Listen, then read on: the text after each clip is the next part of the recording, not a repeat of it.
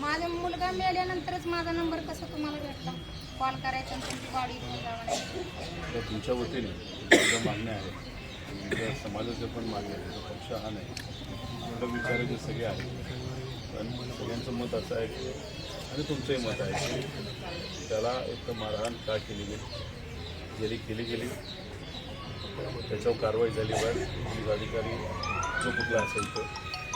दुसरं नोकरीचा मुद्दा आहे आणि सर्व समाज बांधवांचं मत आहे की आर्थिक सहकार्यसुद्धा झालं पाहिजे.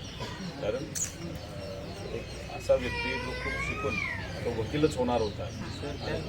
त्याची फाईल मागवतो तुम्ही बघा, त्याचे काय काय शिकलेलं, ते कुठल्या गोष्टी केल्या, कुठले काय सगळं फाईल चेक करत आहे. मल्टिपल इंजुरी म्हणतो.